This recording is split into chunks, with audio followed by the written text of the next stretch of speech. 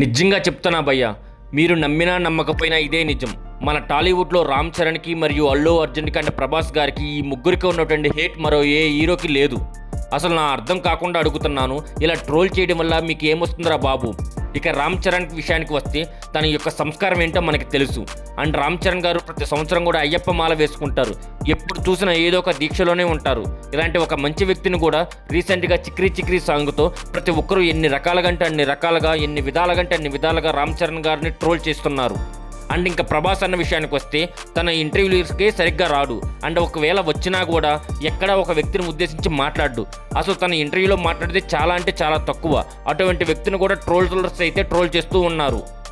And ఇంకా అల్లు అర్జున్ గారి విషయానికి వస్తే తన యొక్క పర్సనల్ లైఫ్ను టార్గెట్ చేసి మరీ ట్రోలింగ్ చేస్తున్నారు. అండ్ ఇలా పర్సనల్ లైఫ్ను టార్గెట్ చేసి ట్రోలింగ్ చేసే వాళ్ళకి ఒకటే చెప్తున్నాను, వాళ్ళు బాగానే ఉంటారు భయ్యా, మధ్యలో మనమే ఎర్రి పుష్పాలు అయ్యేది. సో ప్రతి ఒక్క ట్రోలర్కి నేను చెప్పేది ఒక్కటే, ప్లీజ్ దయచేసి ఇలాంటివి ఆపివేయండి.